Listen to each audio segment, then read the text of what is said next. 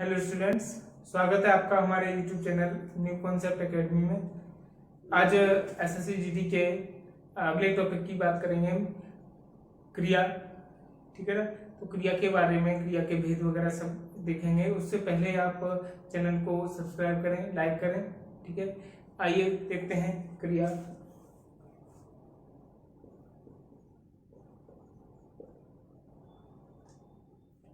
सबसे पहले परिभाषा कौन सी होगी?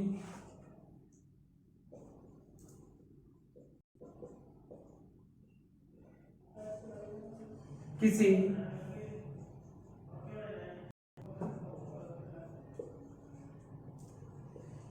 कार्य के करने, किसी कार्य के करने या होने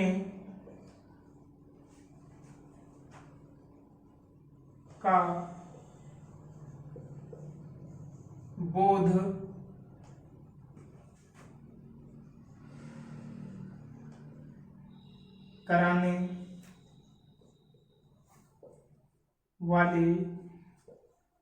वाले शब्दों को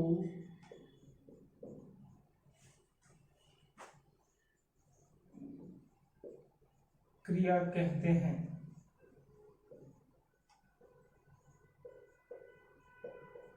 किसी कार्य के करने या होने का बोध कराने वाले शब्दों को क्या कहते हैं? क्रिया कहते हैं। ठीक है ना। क्रिया का एक रूप और होता है जिसको हम कहते हैं धातु रूप। क्या कहते हैं? धातु रूप।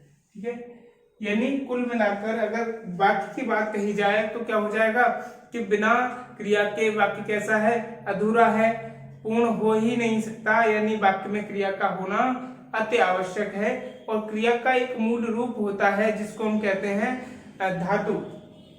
क्या कहते हैं? धातु। क्रिया के मूल रूप को क्या कहते हैं? मूल रूप को धातु कहा जाता है। धातु रूप जाता है। ठीक है, क्रिया के मूल रूप को क्या कहा जाता है? धातु कहा जाता है। जैसे नॉर्मल हम अगर जैसे इसकी क्रिया की बात करें तो क्या हो जाएगा? मान लीजिए जैसे यहाँ अगर क्रिया की बात करें तो हो जाएगा जैसे पढ़ना, लिखना,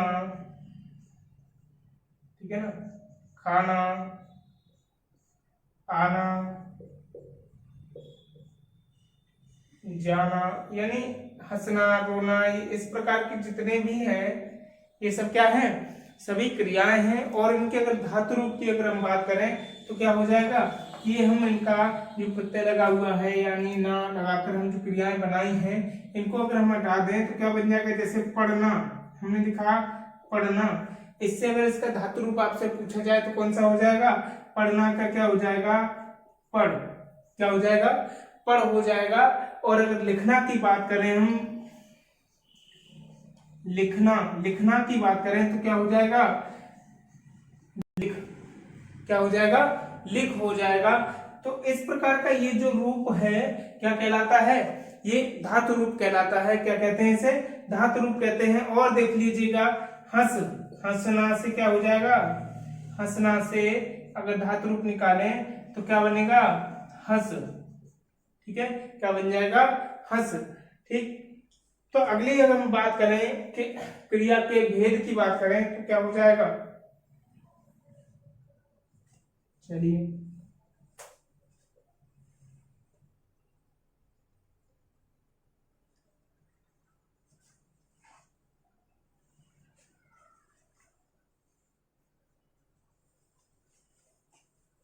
उम्मीद है आपने ये परिभाषा लिख ली होगी। अब हम क्रिया के भेद के बारे में बात करेंगे। क्रिया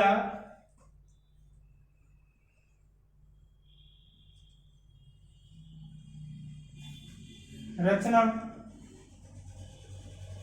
या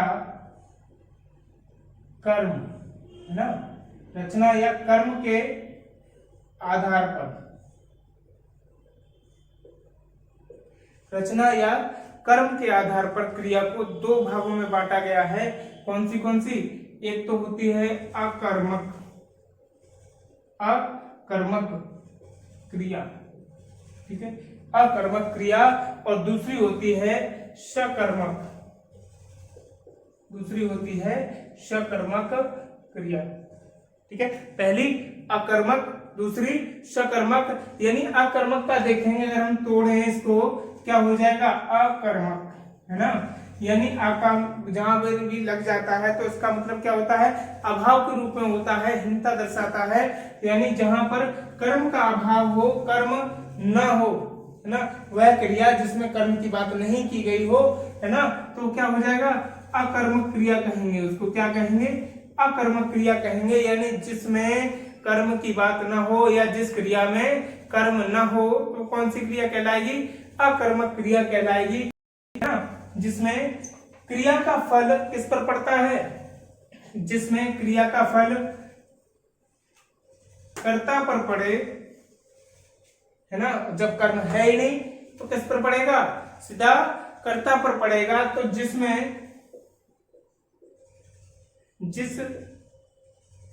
क्रिया में क्रिया का फल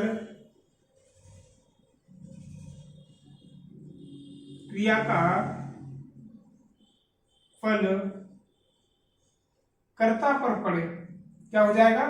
कर्ता पर पड़े, ठीक है ना। कर्ता पर पड़े क्या कहलाएगा? अकर्मक क्रिया कहलाएगी, ठीक है ना। किस पर? अकर्मक क्रिया कहलाएगी। अगर हम बात करें कि जैसे, है ना, जैसे मान लो हंसना या पढ़ना। अभी हम आपको बताएंगे, पूरा वाक्य में प्रयोग करके बताएंगे, प्रश्न भी बताएंगे कैसे प्रश्न आता है, ठीक है ना। प्रश्न के बारे में भी बात करेंगे, वाक्य के बारे में भी बात करेंगे कि कैसे इसका वाक्य बनाया जाता है और कैसे इससे संबंधित प्रश्न आ सकते हैं, ठीक है ना। बने रहिए हमारे चैनल के साथ और साथ ही साथ लाइक भी करते रहिए, शेयर भी करते रहिए, ठीक है। तो देखिएगा, जैसे अगर हम बात करें कि वह खेलता है, ठीक है ना। क्या हो जाएगा? वह खेलता है। लेकिन यहाँ पर आपको किसी भी अगर प्रश्न का जवाब नहीं मिलेगा, अगर क्या कहें, क्या खेलता है सब, देखो कर्म कर्ता क्या है? वह कर्ता क्या है? वह, और क्रिया क्या है? खेलना है। क्रिया क्या हो जाएगी? खेलना है ना। ये क्या हो जाएगा? सहायक क्रिया है सब, ठीक है। तो देखिएगा कि ये इसमें कर्ता है, क्रिया है। हमने पहले ही आपको बताया था कि बिना क्रिया के कोई भी वाक्य पूरा नहीं हो सकता। लेकिन यहाँ पर अब कर्ता क्या होता है? भाई कर्ता क्या होता है कि जो, लिख लीजिए कि जो करता है वही तो करता है। क्या है? जो करता है वही तो करता है, ठीक है ना। समझ लीजिए और इसको नोट कर लीजिए कि जो करता है वही तो करता है ना। तो यहाँ पर करता कौन है? कौन कर रहा है? भाई वह खेल रहा है। तो क्या हो जाएगा? वह क्या हो जाएगा? कर्ता हो जाएगा। लेकिन खेलना क्या है? हमारी क्रिया है, तो यहाँ पर क्रिया हो जाएगी, ये सहायक क्रिया में आ जाएगा। कर्म तो सब है ही नहीं, कर्म तो है ही नहीं, तो ये सकर्मक तो हो ही नहीं सकता। कौन सा है? हमारा अकर्मक हो जाएगा। यह वाक्य कैसा हो जाएगा? अकर्मक हो जाएगा, ठीक है ना। अब हम बात करते हैं, एक और उदाहरण लेते हैं, उसको देखिएगा। चलो वह नहीं लिखते हैं, कोई और नाम वगैरह ले लेते हैं, नहीं तो आप कहोगे सर बार बार वह का ही जिक्र कर रहे हैं, है ना। ले लीजिए श्याम, है ना। श्याम हंसता है, श्याम हंसता है। इसमें आपको कहीं कर्म दिखाई पड़ रहा हो तो बताइए। श्याम क्या है? फिर से कर्ता। श्याम क्या है? कर्ता। हंसना क्या है? क्रिया है, है ना, कर्म तो है ही नहीं, फिर क्या हो जाएगा, ये अकर्मक हो जाएगा, फिर क्या हो जाएगा, अकर्मक हो जाएगा, ठीक है ना।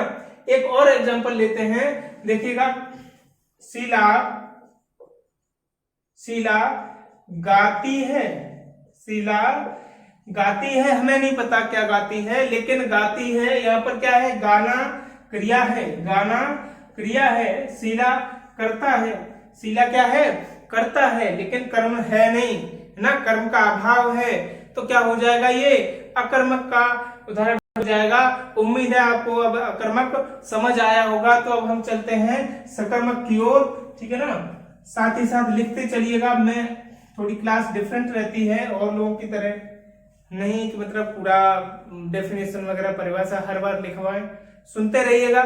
और भाषा, वैसे भी भाषा का जो क्लास होती है वो भाषा पर ही आधारित होती है। देखिएगा, सुनिएगा, जो आपको लगे कि आपके नोट करने लायक पॉइंट है उसको नोट कीजिएगा, अन्यथा आप ध्यान से सुनते रहिए, ठीक है। चलिए, सकर्मक क्रिया की अगर बात करें तो स मीन्स क्या होता है, सहित, साथ में, सहित, स का मतलब क्या होता है, सहित या साथ में, ठीक है ना। और कर्म ना, जो कर्म के साथ में है, वह क्रिया जो कर्म के साथ में है, कैसी क्रिया कहलाएगी, सकर्मक क्रिया कहलाएगी, ठीक है ना। कैसी, जो कर्म के साथ में है वो कैसी कहलाएगी, सकर्मक क्रिया कहलाएगी। मान लो वही एग्जांपल हम फिर से कर्म के साथ लेते हैं, क्या हो जाएगा, शीला गीत गाती है, शीला गीत गाती है। पिछले वाले देखी पता नहीं क्या गा रही थी, लेकिन इस बार गीत गा रही है, इतना पता है कि गीत गा रही है, तो क्या हो जाएगा, ये कर्ता हो जाएगा, है ना, ये क्रिया हो जाएगी। और गीत क्या हो जाएगा, बताइएगा, क्या हो जाएगा, कर्म हो जाएगा। गीत क्या हो जाएगा, कर्म हो जाएगा, ठीक है ना। एक एग्जांपल और लेते हैं, बताइएगा, राहुल गेंद खेलता है, राहुल गेंद खेलता है। अब बताइएगा, राहुल कर्ता हो जाएगा, राहुल कर्ता हो जाएगा, गेंद क्या हो जाएगा, कर्म हो जाएगा, और खेलता क्या हो जाएगा, क्रिया हो जाएगी, ठीक है ना। अब आपको समझ में आ गया होगा कि सकर्मक और अकर्मक दोनों में क्या अंतर है ना। सकर्मक और अकर्मक दोनों में क्या अंतर है, अगर आ गया हो समझ में तो कमेंट में यस लिख के छोड़ देना, ठीक है ना।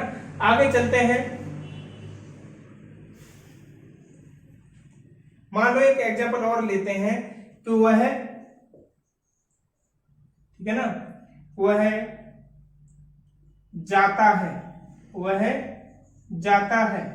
ये बताइएगा आप कमेंट में टाइप करके बताएं कि वह जाता है, यह कौन से वाले किस क्रिया के किस वेद का पाठ है, कि जैसे अकर्मक क्रिया का है और या सकर्मक क्रिया का है, दोनों में से किसका उदाहरण है ये आप कमेंट बॉक्स में जरूर बताएं, ठीक है ना। आगे चलते हैं,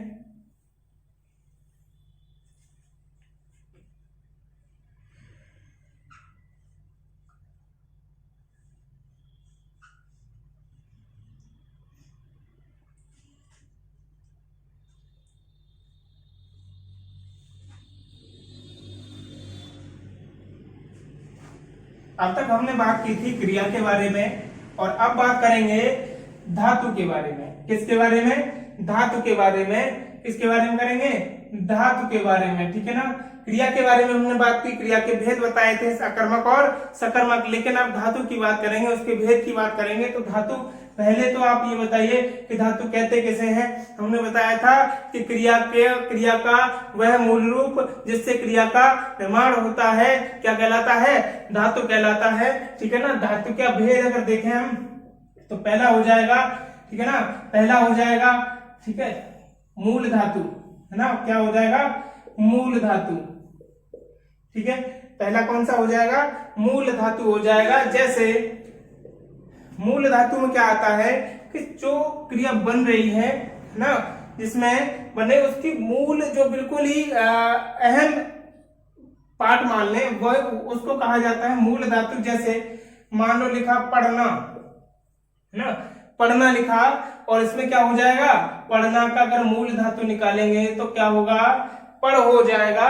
और अगर लिखना लिखें, लिखना, है ना, लिखना की मूल धातु आपसे पूछी जाए तो क्या हो जाएगा, लिख हो जाएगा। क्या हो जाएगा, लिख हो जाएगा। और आप पेपर में इसके भेद वगैरह, क्रिया के भेद, धातु के भेद की संख्याओं को भी याद रखें और इनके भेदों के नाम को भी याद रखें। कुछ भी पूछा जा सकता है, ठीक है। आपके सिलेबस के हिसाब से बताते चल रहे हैं कि आपसे क्या क्या हो सकता है, क्या क्या पूछा जा सकता है, ठीक। अगला एक और है, जैसे मान लो गाना, क्रिया की बात कर रहे हैं हम, गाना, है ना, गाना में क्या हो जाएगा, गा। तो इस तरह के जो रूप हैं और भी देखिएगा, देखना, है ना, देखना, देखना में क्या हो जाएगा, देख, ठीक है, क्या हो जाएगा, देख हो जाएगा। और सोना, क्या हो जाएगा, सोना, है ना, सोना में क्या हो जाएगा, सो, ठीक है। और टहलना, क्या हो जाएगा, टहलना। तो टहलना में क्या हो जाएगा, देखिएगा, टहल। इस प्रकार की जो क्रियाएं बन रही हैं, हम क्रिया से मतलब उसका मूल रूप बना रहे हैं। ये क्या है, ये सब मूल धातु के ही रूप है। क्या है, मूल धातु ही कहेंगे इनको, ठीक है ना। अब धातु का हम अगला रूप, उसके बारे में बात करेंगे, ठीक है।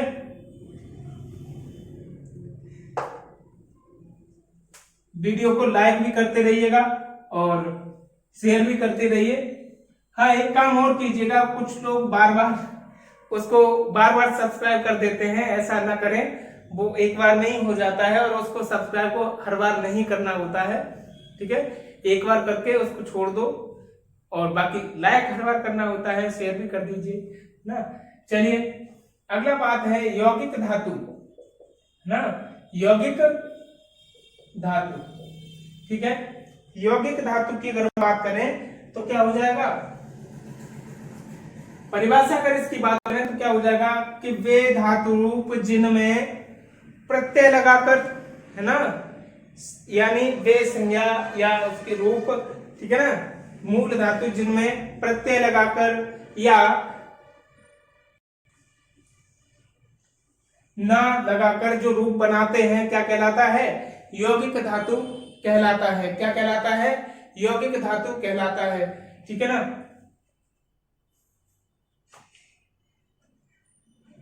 ठीक, चलिए,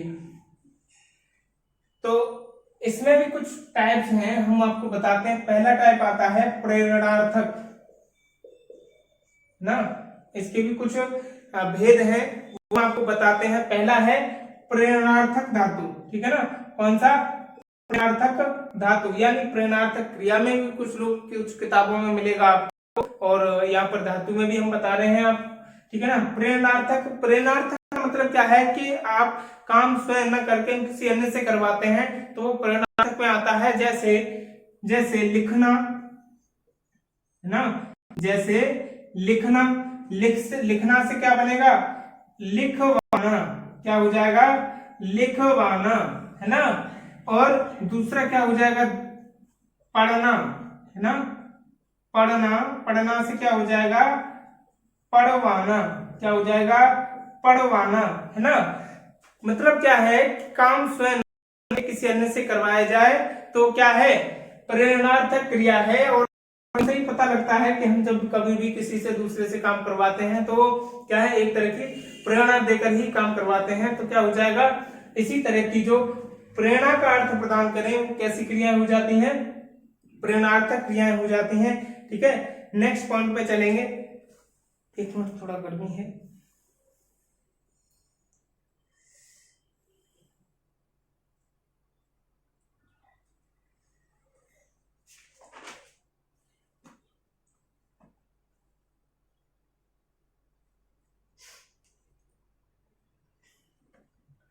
अगले की हम बात करें तो क्या हो जाएगा, दूसरा नंबर इसका आता है यौगिक धातु। क्या आता है, यौगिक धातु। अब इसका मूल रूप आया, है ना, यौगिक धातु, ठीक है। ये तो क्रिया के कुछ अन्य भेद थे, और इसमें एक भेद और आता है, यौगिक धातु, ठीक है।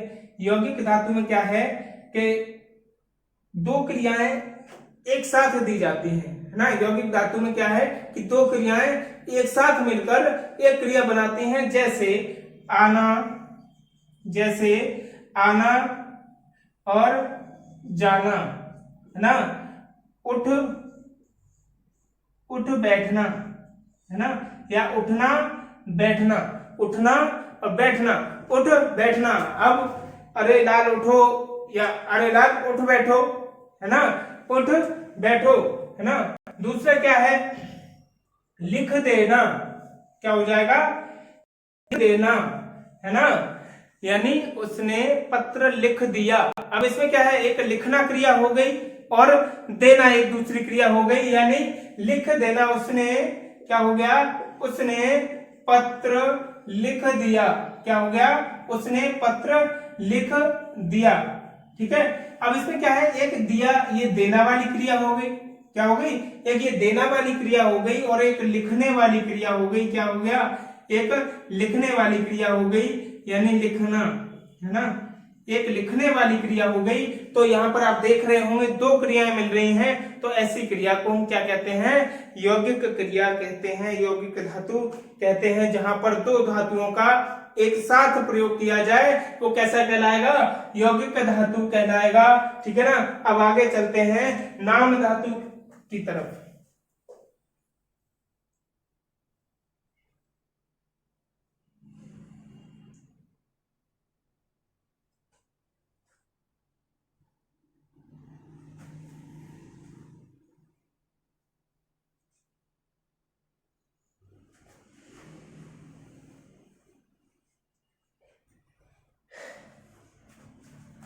अगला है नाम धातु। नाम धातु, ठीक है। नाम धातु में क्या होता है कि जब कभी संज्ञा और विशेषण से जब क्रियाएं बनाई जाती हैं तो उसको हम कहते हैं नाम धातु क्रिया। संज्ञा और विशेषण से जब क्रियाएं बनाई जाती हैं तो कहलाती हैं नाम धातु क्रिया। ठीक है ना। जैसे लिख लीजिए, इसकी परिभाषा अगर लिखना चाहो तो लिख लो कि संज्ञा या विशेषण से जब क्रियाएं बनाई जाती हैं तो उनमें कहलाता है, वो उसको कहते हैं नाम धातु क्रिया। जैसे मान लो ये लाठी क्या है, एक संज्ञा है, लाठी क्या है, संज्ञा है, लेकिन अब जब इससे हम क्रिया बनाएंगे तो क्या बनेगी, सब क्या बन जाएगी, लाठी से लठयाना, है ना, लाठी से लठयाना, है ना। दूसरी क्या हो जाएगी, सब गाली, गाली, है ना, गाली से क्या बन जाएगा, गरेयाना, ना, गाली से क्या बन जाएगा, गरेयाना। ठीक है। दूसरा जैसे मान लो हमने ले लिया भाव क्रोधी, अब ये विशेषण हो गया क्रोधी, है ना, तो इसका भी हम वाक्य में प्रयोग कर सकते हैं। ठीक है, इसका भी प्रयोग कर सकते हैं। ठीक है। तो इस प्रकार ये जो क्रियाएं विशेष संज्ञा और विशेषण से बनाई जाती हैं क्या कहलाती हैं, नाम धातु क्रियाएं कहलाती हैं। ठीक है। हाँ, क्या बता रहे थे, क्रोधी, मान लो जैसे लिखते हैं क्रोधी होना, है ना, क्रोधी होना, या बोल देते हैं क्रोधित, क्या हो जाएगा, क्रोधित होना। ठीक है। अरे हमने उनसे 10 रुपए क्या मांग लिए, वो तो बड़ा क्रोधित हो गए, है ना। तो इस तरह की जो क्रियाएं हो जाती हैं नाम धातु क्रियाएं हो जाती हैं। ठीक है। अगला जब हम बात करेंगे, अगला पार्ट जो इसका है, माइक गड़बड़ हो गया,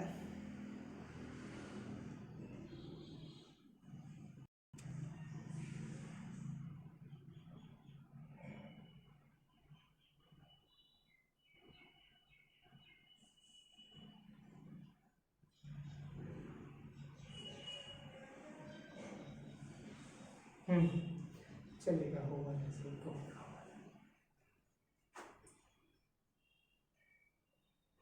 अगला पार्ट है सहायक क्रिया। क्या हो जाएगा, सहायक क्रिया। ठीक है। सहायक क्रिया कि जो वह क्रिया जो क्रिया के साथ लगकर काल, मतलब काल के काल की निश्चितता में सहयोग करे क्या कहलाती है? सहायक क्रिया कहलाती। काल की निश्चितता में सहयोग करे सहायक क्रिया कहलाती है। जैसे वह जा रहा है, वह जा रहा है, ठीक है ना। ये किसकी बात हो गई? ये वर्तमान काल की बात हो गई। और यहीं पर अगर हम क्रिया का सहायक क्रिया का रूप बदल दें तो क्या हो जाएगा? वह जा रहा था, वह जा रहा था। तो इस प्रकार जो काल का निर्धारण करने में सहायक सिद्ध हो तो उनको क्या कहते हैं? सहायक क्रिया कहते हैं, ठीक है ना। अगली बात आती, ठीक है ना, ये देख लिया। अब अगली बात करते हैं हम पूर्वकालिक क्रिया की, ठीक है। अगली बात किसकी करेंगे? पूर्वकालिक क्रिया की। और एक दो टाइप्स और बचे हैं, बस जल्दी से, तब तक के लिए आप शेयर कर दें वीडियो, ठीक है। पहली कौन सी? हम पूर्वकालिक की बात करते हैं। क्या? पूर्वकालिक की बात करते हैं। साथ ही साथ लिखते रहिए। मैं आपसे वादा करता हूं कि आप परीक्षा में 25 में से 25 प्रश्न करके आएंगे और ये जितना हो चुका है उससे भी आप देखते रहिएगा परीक्षा में, ठीक है। पूर्वकालिक क्रिया, तो इसमें क्या होता है कि जब कर्ता एक क्रिया, या इसको हम पहले भी कह सकते हैं, एक क्रिया समाप्त कर दूसरी क्रिया, है ना। एक क्रिया समाप्त कर दूसरी क्रिया प्रारंभ कर देता है ना। एक क्रिया समाप्त कर दूसरी क्रिया प्रारंभ कर देता है तो कौन सी कहलाती है साहब? तो पहली वाली, तब तो लिखो, तो पहली वाली, है ना, पहली वाली क्रिया क्या कहलाएगी? पूर्वकालिक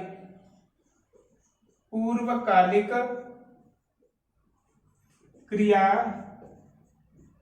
कहलाती है। पूर्वकालिक क्रिया कहलाती है ना। यानी जब कर्ता एक क्रिया को समाप्त कर दूसरी क्रिया प्रारंभ कर देता है तो पहली वाली क्रिया क्या कहलाती है? पूर्वकालिक क्रिया कहलाती है। जैसे वह गाना सुनकर सो गया ना। वह गाना सुनकर सो गया। मान लीजिए शीला खाना खाकर है ना खाना खाकर टहलने गई। तो आप देख रहे होंगे कि एक काम पहले हो रहा है और उसके ठीक दूसरा प्रारंभ हो गया है। जैसे पहला काम कौन सा? सब गाना सुनकर, पहला कौन सा? गाना सुनकर, और दूसरा कौन सा? सोना, है ना। पहले उसने गाना सुना और उसके बाद सो गया, ठीक है ना। दूसरा क्या है? दूसरे वाले में देखिएगा खाना खाकर, पहला कौन सा है? खाना, उसने खाना खाया और उसके बाद क्या हुआ? सब टहलने गई। पहले खाना खाया फिर टहलने गई, ठीक है ना। तो इसमें क्या है कि एक काम पहले होना है और दूसरा उसके बाद होना है। तो पहले वाले को हम कौन सी क्रिया कहेंगे? पूर्वकालिक क्रिया कहेंगे। इस बात का ध्यान रखना। अगली वाली हम करते हैं द्वयकर्मक क्रिया। कौन सी? द्वयकर्मक क्रिया, ठीक है।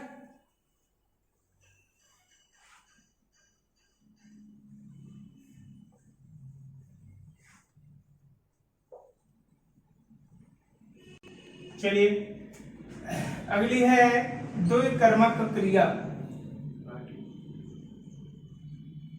अब ये तो सीधा सीधा आप भी समझ रहे होंगे कि जिस क्रिया के साथ दो कर्मों की बात की जाए, है ना, द्वयकर्मक क्रिया कहलाती है। लेकिन मैं बता दूं इसमें द्वयकर्मक में क्या होता है कि एक जो कर्म होता है वो सजीव होता है। एक कर्म जो होता है वो सजीव होता है और दूसरा कर्म जो होता है वो निर्जीव होता है। क्या होता है? दूसरा कर्म क्या होता है? निर्जीव होता है और ये कारक चिन्ह रहित होता है। क्या है? कारक चिन्ह रहित होता है, ठीक है ना। कारक चिन्ह रहित होता है। जैसे क्या लिखेंगे, जैसे मान लीजिए अध्यापक ने छात्रों को, किसको, छात्रों को हिंदी लिखवाई, है ना, क्या हो जाएगा, लिखवाई। ठीक है, छात्रों को हिंदी लिखवाई। तो क्या हो जाएगा कि इसमें जो है एक तो पहला कर्म क्या हो जाएगा सब, छात्रों को, और दूसरा कर्म क्या है, हिंदी। क्रिया क्या हो जाएगा, लिखवाना, और कर्म कर्ता कौन हो जाएगा, अध्यापक हो जाएगा। ठीक है, कर्ता कौन हो जाएगा, अध्यापक हो जाएगा। सीता ने अतिथि को चाय पिलाई, है ना, अतिथि को चाय पिलाई। ठीक है, क्या हो जाएगा, सीता ने अतिथि को चाय पिलाई। ठीक है, तो अतिथि पहला वाला कर्म हो जाएगा और चाय दूसरा कर्म हो जाएगा। और देखने वाली बात यहाँ पर है कि पहले वाले यानी सजीव के साथ हम विभक्ति चिन्ह का भी प्रयोग कर रहे हैं, लेकिन के साथ कोई भी विभक्ति चिन्ह का प्रयोग नहीं हो रहा है। तो ऐसे इसको क्या कहेंगे, द्विकर्मक क्रिया कहेंगे। जिस भी वाक्य या जिस क्रिया के साथ दो कर्मों की बात कही जाती है वो क्रिया कैसी कहलाती है, द्विकर्मक क्रिया कहलाती है। ठीक है ना। अगला वाला पॉइंट है, एक छोटा सा लास्ट रह गया है,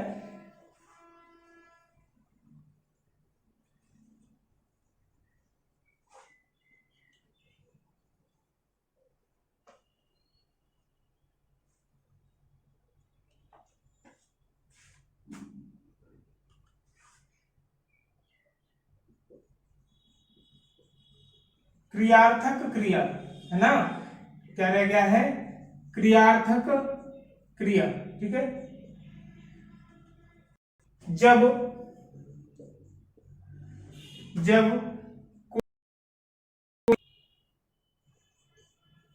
क्रिया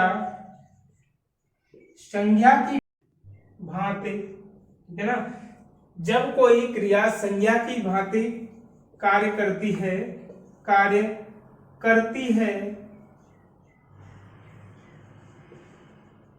तब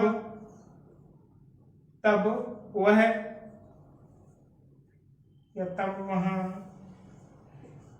क्रियार्थक क्रिया होती है, क्रियार्थक क्रिया होती है। जैसे टहलना क्या हो जाएगा, टहलना स्वास्थ्य के लिए लाभप्रद है ना, क्या हो जाएगा, लाभप्रद है।